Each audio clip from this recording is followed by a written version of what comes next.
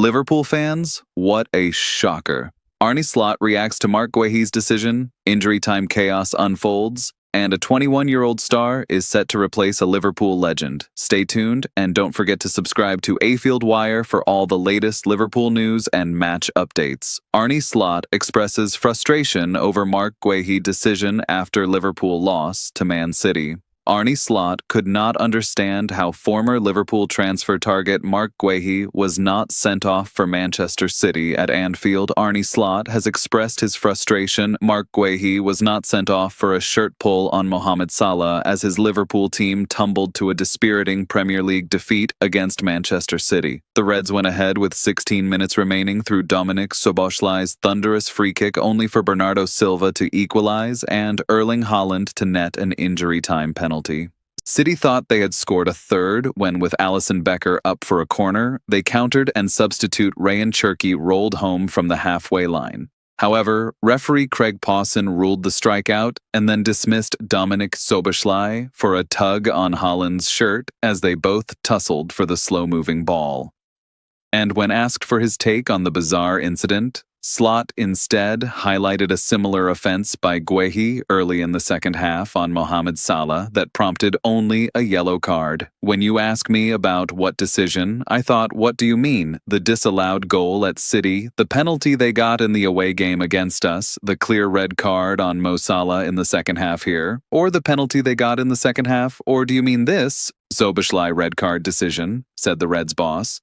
That's only over 2 games, and the ones that follow Liverpool know how many decisions I can come up with in all the other games as well. All the big decisions that could have gone in some situation to a 50-50. I can live with the fact, although I don't like it, that the referee follows the rule book and Dominik makes a foul on Haaland in that situation, which is a clear shirt pull and he was through on goal, so he would have scored. That's a red card. I think the Sunderland manager is really happy he gives a red card. If you follow the rulebook and you have a clear shirt pull by Guehi on Mo Salah, who for 8 years has been scoring that ball 100 times out of 100, a bit of an exaggeration, and it is not a red card, then there is more of my frustration. What Liverpool did in injury time was undignified as inexcusable fact emerges the Paul Gorst verdict from Anfield as Liverpool are beaten 2-1 by Manchester City to suffer their 8th Premier League loss of the campaign. Perhaps the greatest indication yet that Anfield's famous fear factor has evaporated is that even Pep Guardiola can now celebrate a win here. After 10 years at Manchester City, the celebrated Catalan had only previously been able to boast a 4-1 triumph behind closed doors, slap bang in the middle of a campaign that has come to simply be known, with no affection, as the COVID season. Not now. The City boss can add this huge 2-1 victory to his catalogue as his side came from behind to showcase their championship credentials and keep alive a title race that had, with just a few minutes to go here, looked as though it was all over bar the shouting.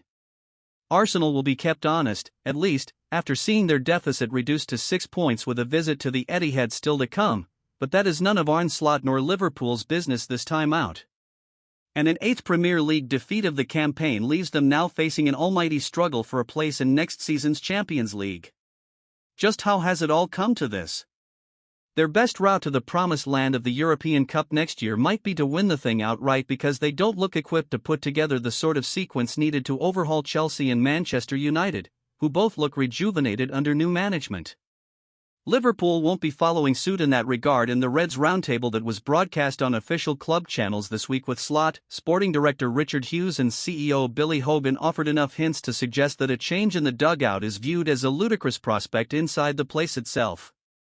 There is some merit in that, but while the club will be determined to give a title-winning coach ample opportunity to turn things around, the fact is the champions, who pretty much relinquished their crown before the Halloween decorations had even been put on display, are now 17 points behind Arsenal. That, however much support you harbor for the regime, is surely inexcusable. City did an expert job of smothering Liverpool first half, allowing them so little time on the ball, meaning they were forced to go long to get the likes of Cody Gakpo, Hugo Ekitike and Mohamed Salah involved via more direct routes. Rodri and Bernardo Silva in particular excelled for the visitors, and on the rare occasion the Reds did break beyond the midfield reserves, the archetypal City yellow came into effect, with Nico O'Reilly taking a caution for hauling back Ryan Gravenberch. The decision to start with Gakpo, Ekitike, Sulla and Florian Wirtz was a bold one from Slot, but for all the creativity and firepower it boasted on the team sheet, the rest of the side found it difficult servicing them. Such was the difficulty in keeping possession. Liverpool's first-half pass accuracy stood at a paltry 43% compared to their visitors' 84%. An improved second half saw the Reds bring the requisite levels of intensity, but after Ekitike headed wide Sulla's sublime cross, Wirtz was denied by a goal-saving Marc Guehi block. It was easy to see why Guehi was pursued by the powers that be at Anfield on the back of this performance. The new City signing might have played the role of pantomime villain, but his was a one-man defense at times, blocking shots, intercepting cutbacks, and generally ensuring the visitors were still alive as the game entered the final knockings. The free kick that gave Liverpool the lead was a piece of genius from Dominik Szoboszlai, but the reality of playing a Duracell bunny of a midfielder like the Hungary captain in defense came back to bite. First, it was Szoboszlai who played Bernardo Silva onside to profit from Haaland's knockdown on 84 minutes before he was then sent off for a passage of play that well went beyond the farcical. After Haaland had made it 2-1 in stoppage time via the penalty spot when the cumbersome Alisson Becker had fouled Matheus Nunes, City thought they had won it when substitute Ryan Cherki rolled it in from the halfway line with the Liverpool goalkeeper up for a corner. Szoboszlai's decision to drag back Haaland on the way to goal was eventually pulled back for a red card from the erratic Craig Pawson, who checked with the monitor, meaning Cherki's goal was chalked off and the Reds were reduced to 10 men as we reached the 104th minute. With no other senior right-back currently fit, it means the inexperienced Calvin Ramsey will now jockey for position with midfielders Wataru Endo or Curtis Jones for the spot against Sunderland on Wednesday night. Joe Gomez's return cannot come soon enough, but Slot was not hopeful of that coming at the Stadium of Light. Does anyone have a number for Rob Jones? So the 3-1 was downgraded, but Haaland's penalty was still another damaging goal conceded after 90 minutes.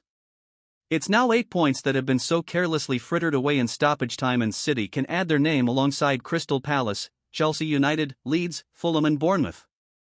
It's the difference between floundering in 6th and sitting comfortably in 3rd. It was the latest Liverpool had ever led in a game at Anfield and lost, summing up neatly just how poor Slot's side had become at seeing results out. The lack of game management has been appalling, and the sight of Alisson trying to win flick-ons to salvage a point was undignified. It's been an awfully long time since supporters of Manchester City were able to celebrate in the away end, and they made up for 23 years of lost time after the final whistle as they marked a statement result that keeps alive their hopes of another title. Liverpool 2-1 Man City. Pressure mounts as familiar fault lines reappear. Liverpool's 2-1 defeat to Manchester City at Anfield felt painfully predictable.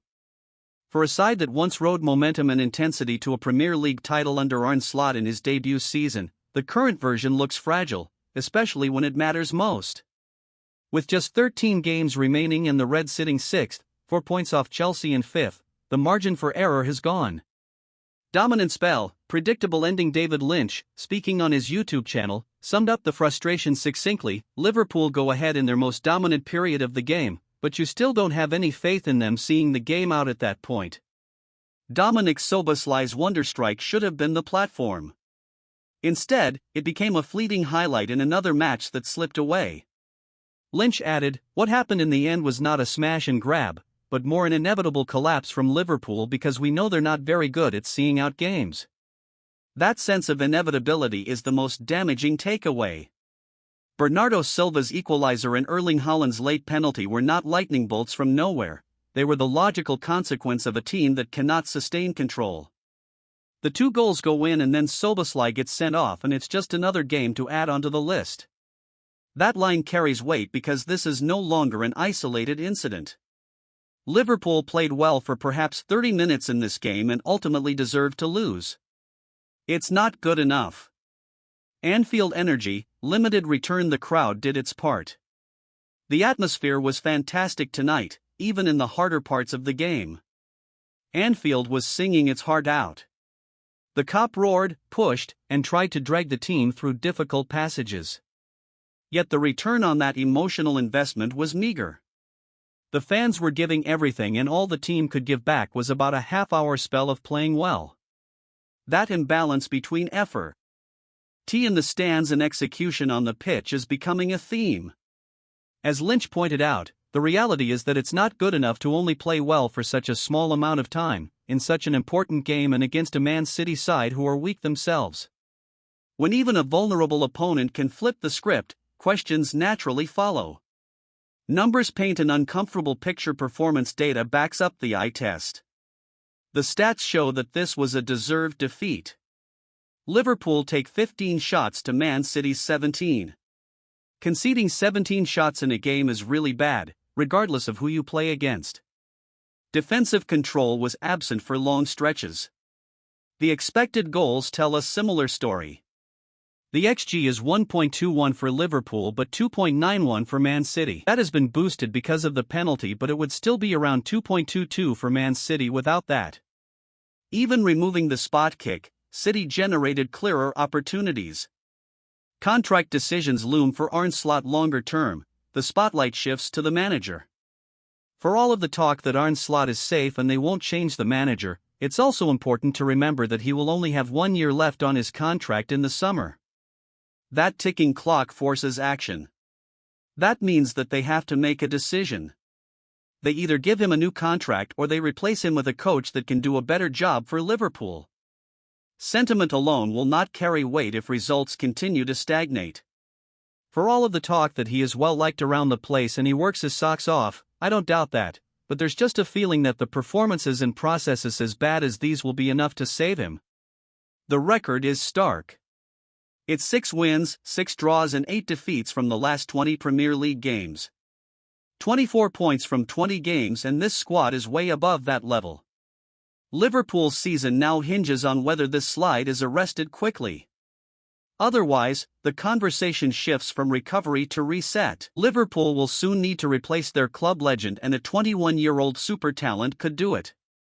It's a time of metamorphosis at Anfield. Liverpool are in the middle of replacing the old icons who helped the club reach its pinnacle and bring in new stars who can take the baton from them and continue the success. We've already seen the likes of Sadio Mane, Roberto Firmino, and Trent Alexander-Arnold depart. But their exodus was just the beginning. Mo Salah is likely going to depart in the summer, and he will be followed shortly by Virgil van Dijk and Alisson Becker. Everyone is focusing on replacements for Van Dijk and Salah at the moment, so Alisson has gone under the radar. Sure, Liverpool have Georgi Mamardashvili, who seems like an ideal successor. However, Liverpool may need more depth than that. Mamardashvili is a competent backup, but can he be trusted to be the number one? Or perhaps Liverpool should have 2 number ones instead, competing for the same spot? After Alisson's departure, the latter makes the most sense. Mamardashvili is still young for a goalkeeper, and he may benefit from added competition and working alongside someone who is just as eager and hungry to oust him from the number one spot. Right now, Alisson's contract expires in the summer of 2026. The club has an option to extend the deal until 2027, and they likely will. So, we don't have to worry about replacing the Brazilian just yet. Unless Liverpool decide to surprise us all and let Alisson either leave on a free or for a fee if they extend his contract. There have been times when it felt like Alisson has been open to returning to Brazil, so it is something to keep an eye on. Fortunately, Liverpool are well placed to find his successor. The club has an excellent track record with goalkeepers, and right now there is an outstanding young super talent in Europe's top 5 leagues who seems like he could be the perfect successor to Alisson's throne. Let us introduce you to RC Lens 21-year-old goalkeeper Robin Riss. Oh. The France U21 international has been ever present in a side going toe-to-toe with Paris Saint-Germain in Ligue 1 this season. He's played a key role in Lens' success. Currently, Risser has prevented 4.56 goals in Ligue 1, which is the second highest among goalkeepers in the competition in the current campaign. He also has a save rate of 77%, which is the third highest among goalkeepers. Risser does exactly what you ask from a goalkeeper. He prevents goals and makes important stops. But there's more to him than that. He is very similar to Alisson in terms of his ability to come off his line. Risser is fast and he's very good in 1-versus-1 situations, meaning even when his defense exposes him, he can prevent the opposition from scoring. At 21 years old, he's still extremely young for a goalkeeper, but he is absolutely one of the brightest talents out there in European football at the moment.